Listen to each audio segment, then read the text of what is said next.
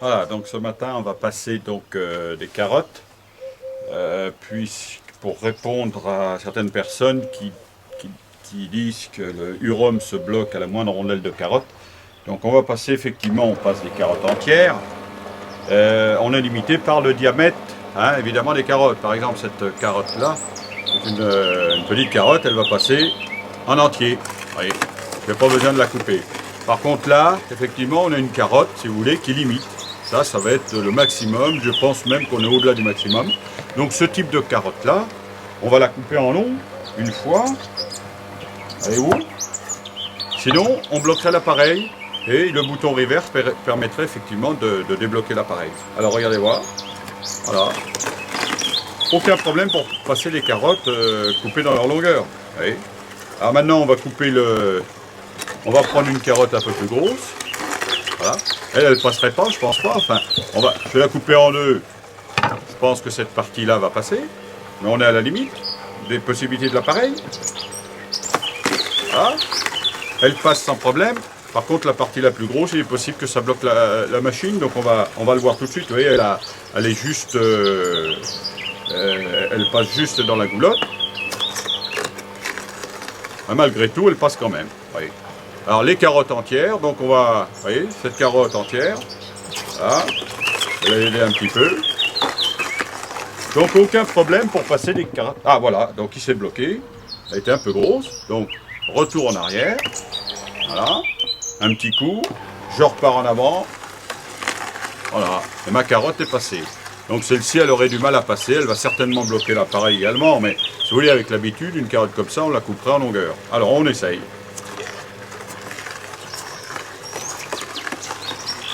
Alors elle est restée bloquée dans l'appareil. Je prends une carotte pour la pousser. Voilà. Voilà. Et le jus s'accumule dans la cuve sans problème. Parfait. Voilà. Alors ensuite, on me dit que... Alors, on va déjà nettoyer l'appareil à partir de là. Voilà. Alors, je vais déjà récupérer ce jus de carotte.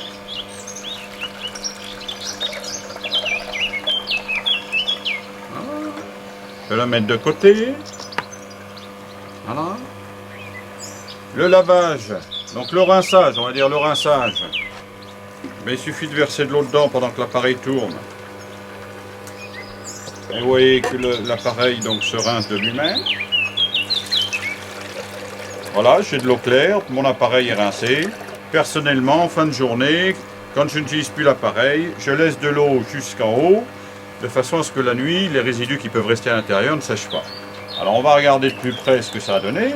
Évidemment, l'appareil n'est pas nettoyé complètement, mais on a déjà enlevé le plus gros des pulpes. Donc on va regarder ce que ça donne à l'intérieur.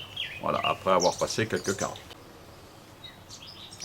Voilà l'état de l'appareil, après avoir passé les carottes, et après l'avoir rincé. Et qu'il reste quelques pulpes, elles ne sont pas adhérentes. Hein, mais bon, voilà, l'appareil est relativement propre. Alors, s'agissant des citrons, j'ai pas de citron, mais j'ai du pamplemousse. Donc, je pense que on acceptera que c'est à peu près la même chose. Alors, les agrumes, citron, orange, pamplemousse, effectivement, il faut enlever les peaux. Les peaux épaisses ne passeraient pas dans l'appareil. Donc là, on va faire un jus de pamplemousse. Voilà, avec un pamplemousse entier. Voilà. Donc là, hein, la pulpe s'évacue normalement, c'est ce qu'il faut vérifier. Il est certain que si vous voulez, avec certains végétaux qui sont ligneux comme le céleri branche ou bien le fenouil, on alterne, si vous voulez, des petites bâtonnets de céleri branche avec une carotte parce que ça fait de la ficelle en sortie. Ça a tendance à boucher donc le petit orifice d'évacuation des pulpes. Et donc, pour aider à la sortie des pulpes, on va mettre une carotte, quelque chose un peu dur pour évacuer. Et là, il faudrait nettoyer l'appareil après l'utilisation de produits ligneux de ce type. ce qui n'est pas nécessaire de faire quand on utilise, comme je le fais moi tous les jours, des jus de carottes, de betteraves, de pommes, de gingembre, des choses comme ça. Voilà, donc là je rajoute un petit peu de gingembre, ça c'est pour le goût personnel, un peu de peps, et en même temps ça va rehausser le jus. Alors je remets une carotte pour pousser éventuellement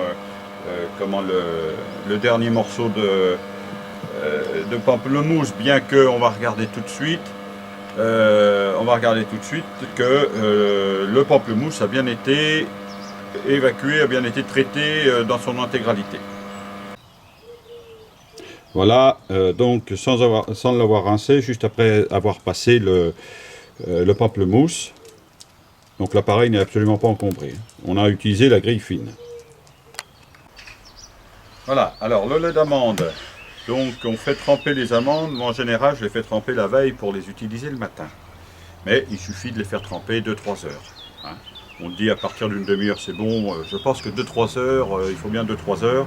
Donc ça va les réhydrater et les ramollir. Donc on met l'appareil en route. Et les amandes, on va mettre autant d'amandes que d'eau.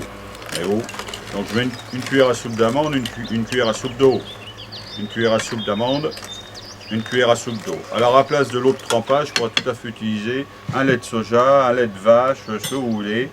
Donc le lait de vache n'a pas bonne presse pour des raisons que vous connaissez certainement.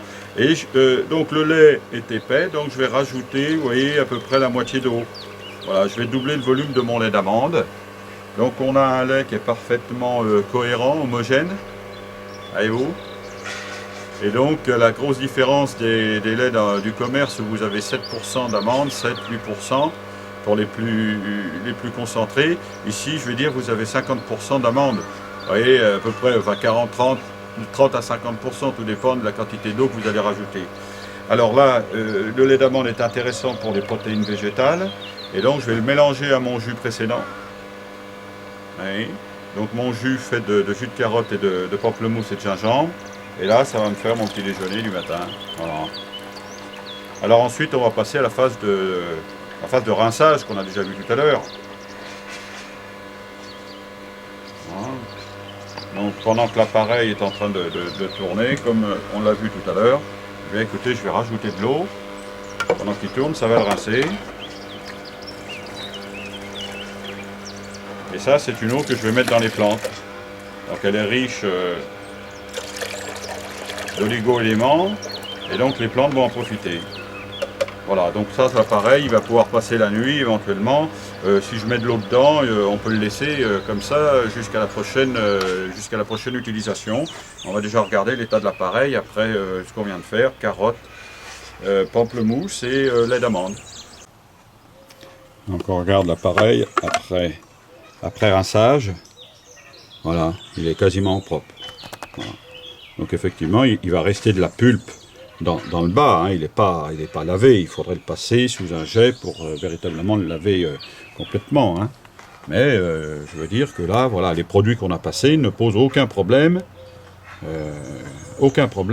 quant à l'encrassement de l'appareil.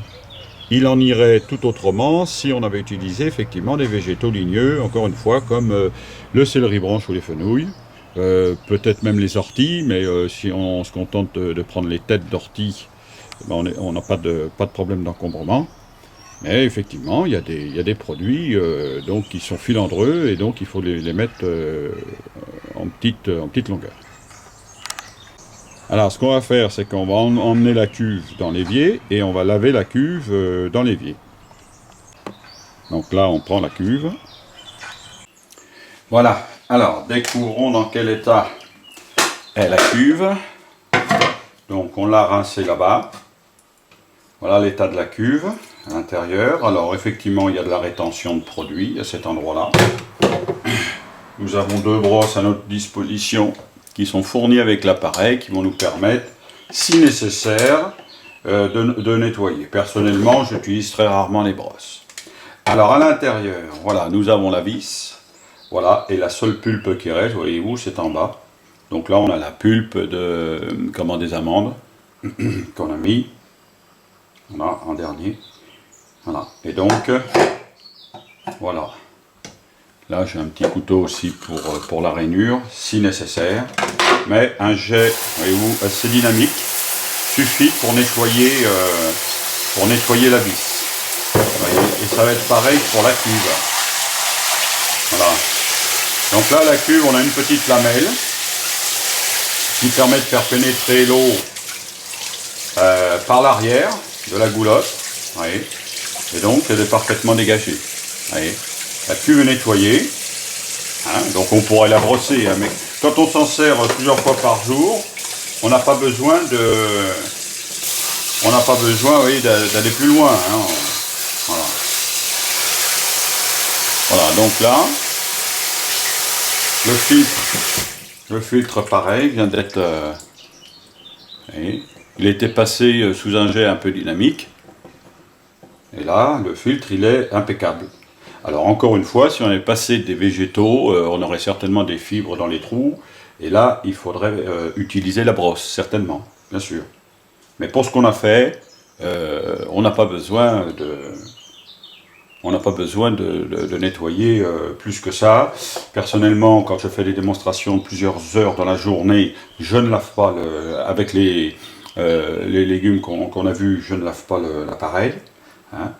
Et donc voilà, c'est un appareil qui se lave très très rapidement, comme vous avez pu le voir. Alors voilà le résultat donc de notre jus carotte, pamplemousse et lait d'amande. Et donc je rajoute facilement, surtout en cette période, donc quelques glaçons dedans, et ça va me faire ma boisson de ce matin, que je vais boire à petites gorgées.